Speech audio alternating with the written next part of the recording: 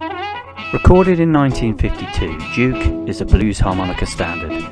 It became Little Walter's first hit, reaching #1 in the US Billboard R&B charts, and is now considered a rite of passage for any budding blues harmonica player.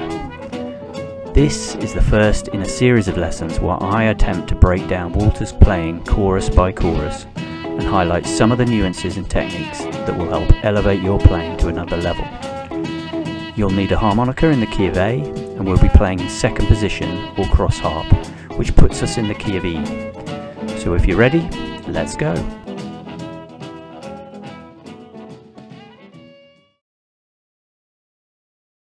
Okay, let's tackle the first chorus, the first 8 bars of which consist of this famous repeating phrase.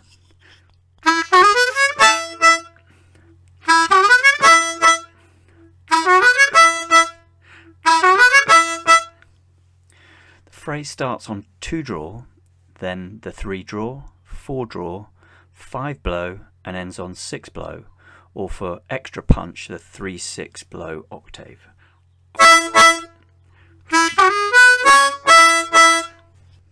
For it to sound right, the 3 draw should be played slightly bent and then quickly released to the natural note, like this.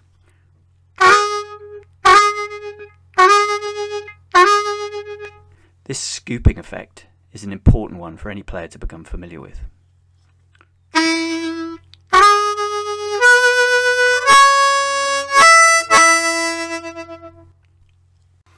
Okay, moving on to bars 9 to 12. Whilst at first this might seem daunting, by breaking it down into smaller sections as I've done here in the tab, it becomes far more manageable. The phrase starts with the same 4 notes as before, stopping this time on the 5 blow, so like this.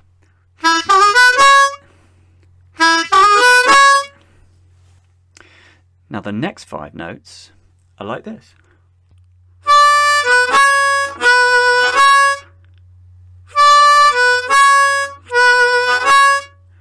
So together,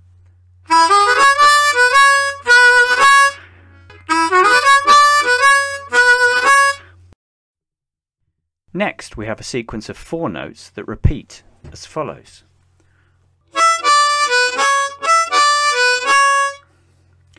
So that's 6 blow, 5 draw, 4 draw, 5 blow, and then repeated.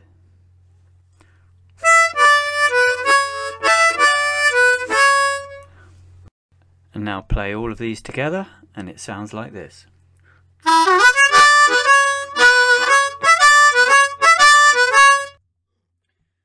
Now the final part of the first chorus starts on the 3 draw semitone or half step bend and goes like this.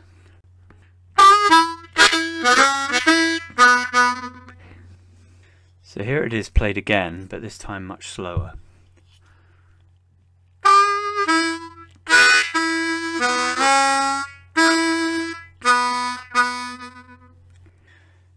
There's a really important technique used in this phrase that will require some practice to master, but which will bring a much more rhythmic feel to your playing. This is preceding the 2 draw with the draw chord on holes 1, 2, 3, and rapidly switching to the 2 draw using a 2 articulation. In fact, you can think of the whole articulation as he 2, where he is on the 1, 2, 3 draw chord and the 2 is on the 2 draw. The effect sounds like this.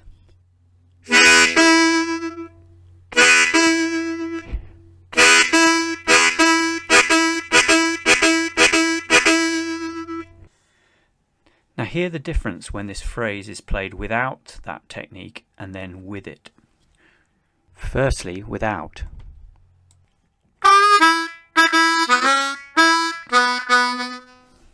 And now with that rhythmic effect.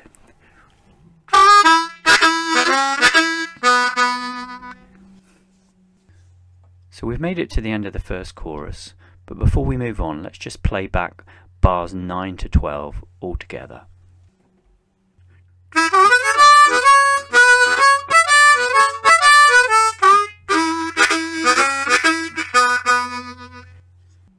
And now here's the whole of the first chorus, this time with a backing track. 1, 2, 1, 2, 3.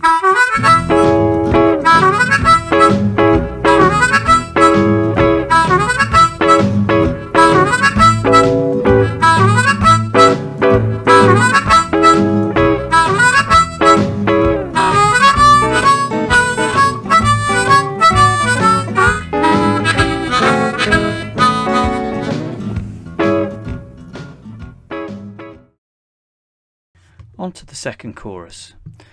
Now overall, Juke is a 12-bar blues in 4/4 time, meaning there are 4 beats to every bar.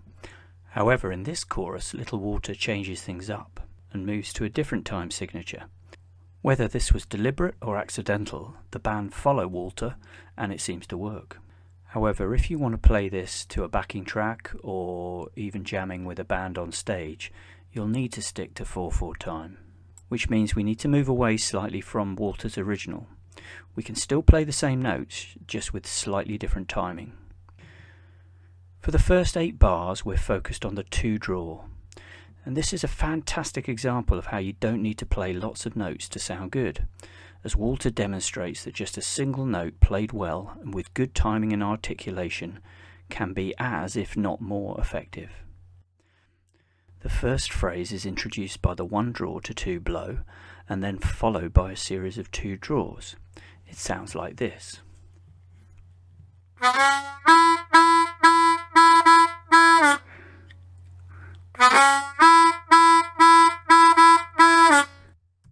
Whilst the notes themselves are simple to play, this is all about the timing. There are 3 2 draws, followed by another 2 in quick succession, illustrated in the tab by the hyphen, and then 1 final 2 draw that starts on the natural note and is then bent down quickly, and I've illustrated this with the curved down arrow. Here's how it should sound.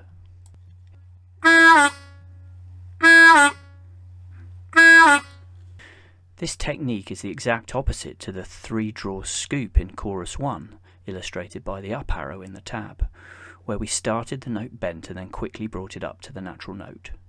These small nuances are often what separate an advanced player from beginner or intermediate players. Experiment with the different sounds you can get out of one note, using bending and articulation to shape the sound, and add these variations to your repertoire. Your playing will sound that much more interesting to the listener as a result. The next phrase begins on the 1 draw to 2 blow again, and then is followed by 4 2 draws. The last 2 both played natural and then bent down. This is how it sounds.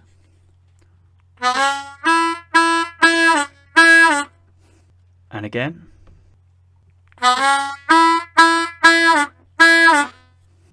Okay, now let's join these 2 phrases together to play the first 4 bars of chorus 2.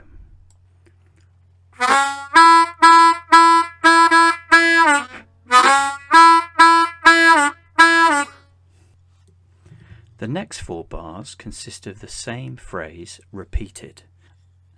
It sounds like this.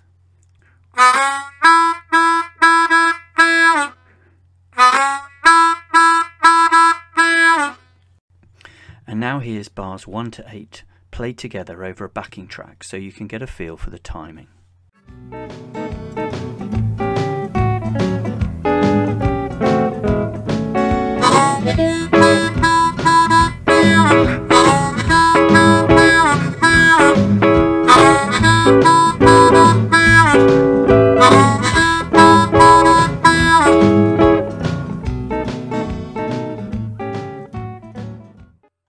On to bars 9 to 12, and again the way we tackle this is to break it up into smaller phrases.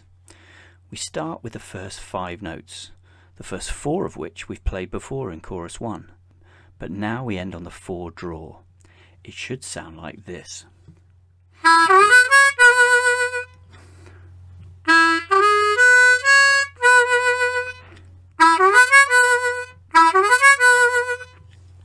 The next 4 note sequence begins on 5 blow and sounds like this.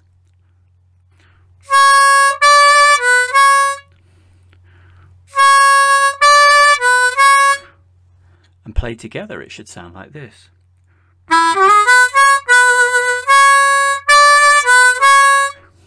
Faster.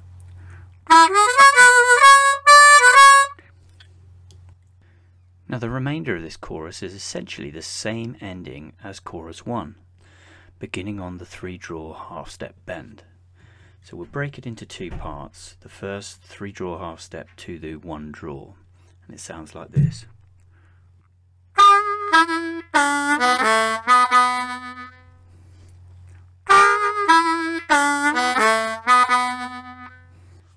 The slight difference here from chorus 1 is that I think Walter is playing the 1 draw twice as I've played it.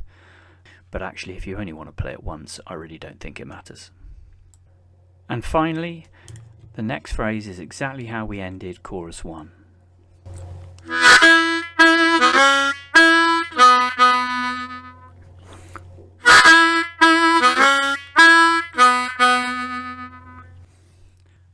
So the whole of bars 9 to 12 played together sounds like this.